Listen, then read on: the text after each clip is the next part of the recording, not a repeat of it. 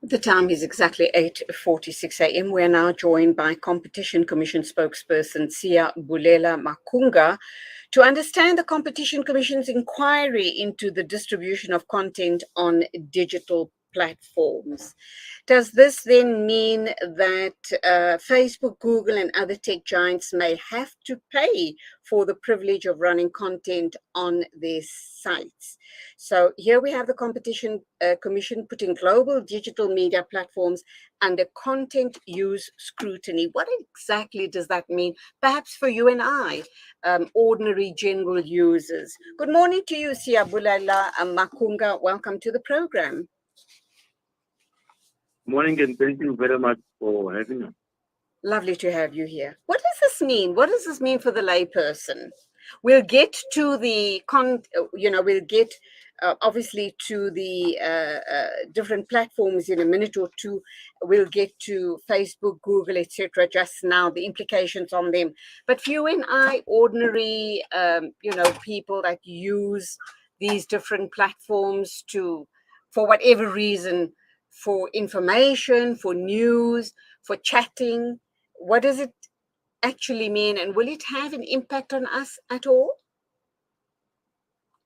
Most certainly, it will have an impact on the consumer, because what we want to do, obviously, in keeping with the fundamental rights that are enshrined in the Constitution, Section 2 of the Constitution, the right to equality, freedom of the press, and the media, and also having observed that during the COVID-19, most of the media houses have had a significant shift from traditional media to social media. So we are now dependent on social media for us accessing our news content, and then our issue really is to ensure that that evolution and transition is not met with features in the digital platform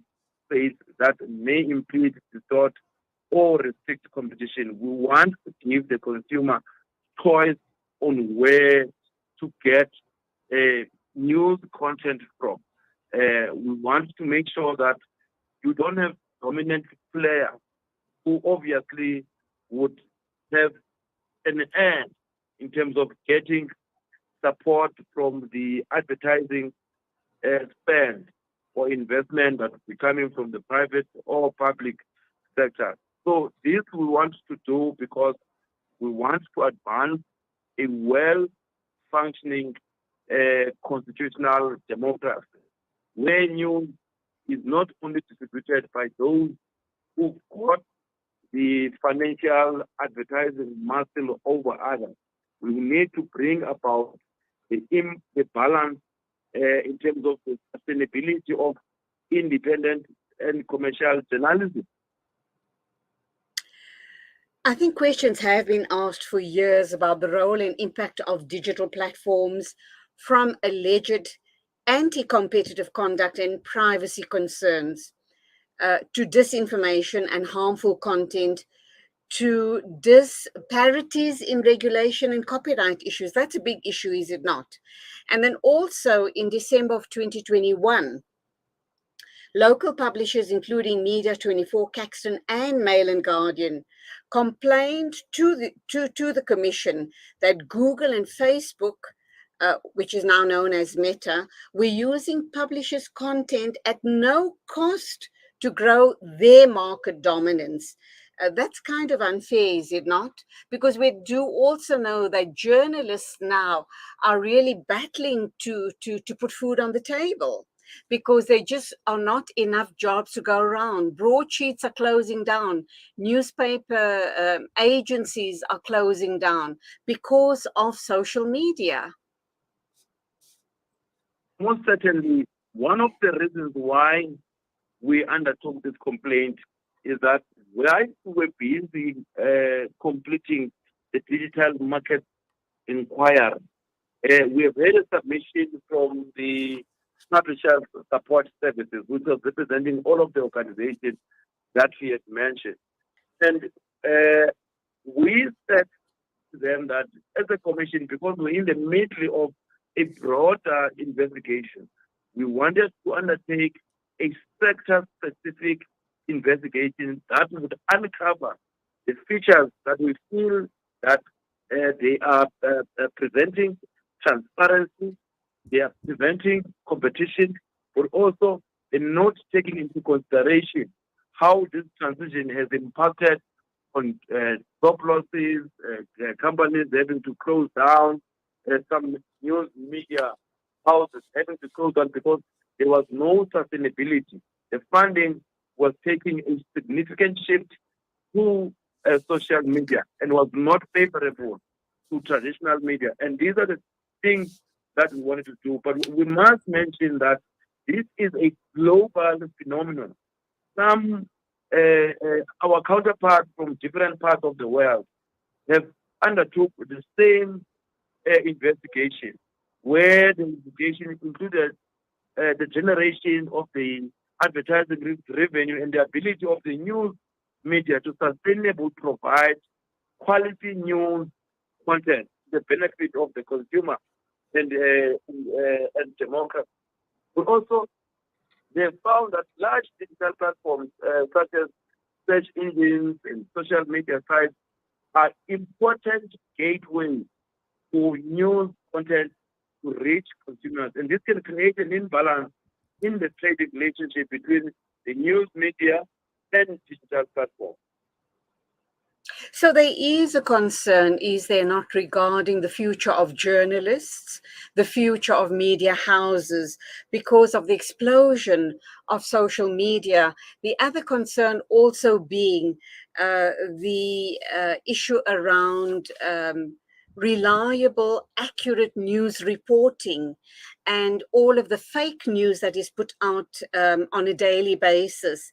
And last but not least, the susceptibility of our young children, who can very, very easily be exposed to unsavory material like pornography, child pornography, etc.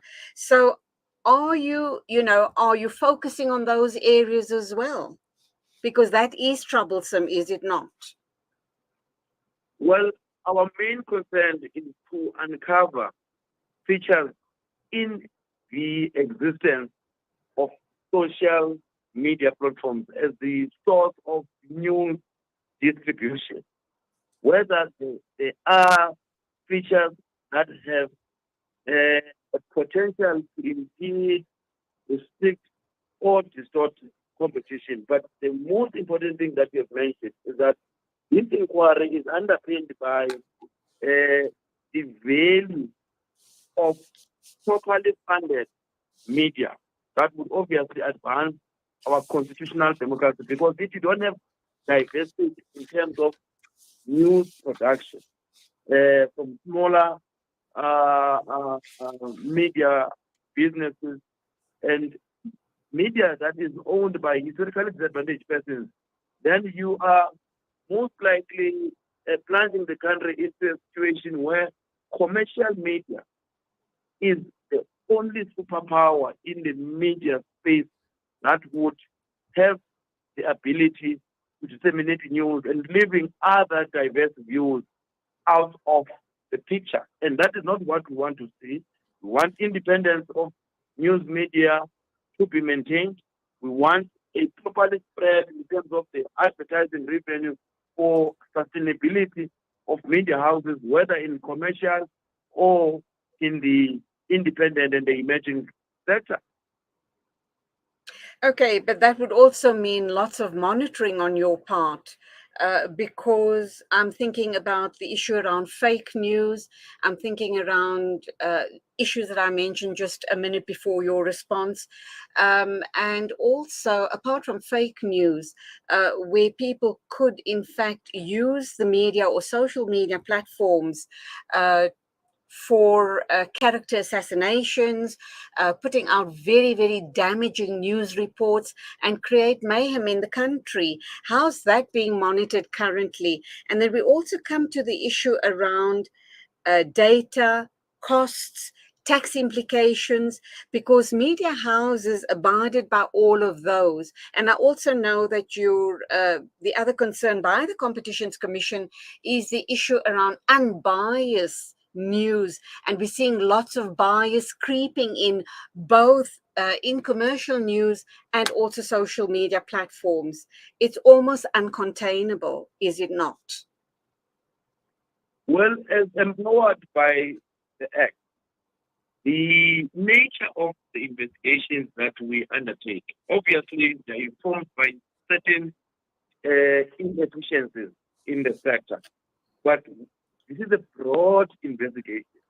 And as indicated when we announced the investigation, we want to call on members of the public, want to call on the media sector for like SANEF. I would imagine organizations like the Association of Independent Publishers, the regulators like the MTDA, whose mandate is to ensure that there is diversity and development of independent media, or media as a whole. I would expect that media law experts and other independent news creators would come forward and make written submissions to the Commission by no later than 1,500 hours on the 20th of April 2023 to give us what areas should the Commission focus on when undertaking this investigation. But on matters that are really residing with different regulators, I've made mention of the MGDA as one of them. There would be the commission that deals with the private in terms of the information, and such obviously would be referred to those regulators based on the findings and the recommendation that the commission would make. But our focus is to ensure that there are no features in the news media distribution sector that impede, distort, or restrict competition. Okay, let's look at the issue around, because as far as social media and social media platforms are concerned, it's very dependent on data, availability of data. And we do know that data costs are extremely high in South Africa. Is that something that the Competitions Commission is going to look at as well? And then there's the issue around tax implications as well. Look, we have conducted a data market inquiry in 2019, out of which we've seen a significant reduction of data from 150 to 85 rand per gig, and this is now for day-to-day users, not contract data. They call it pay as you go. So we still confident that our intervention had made a difference, but from time to time we do get complaints that we want to look into. So as indicated, the scope really is yet to be finalized, and we are really calling on the affected stakeholders to come forward and make the submissions. We're inviting people like those in the academia to give us research work that has been done in this space and make proper submissions in terms of really helping us shape the terms of reference. And when the terms of reference are finalized, we are going to be interacting with all the affected stakeholders in a form of public hearings, one-on-one interviews with various institutions that have got interest on this matter.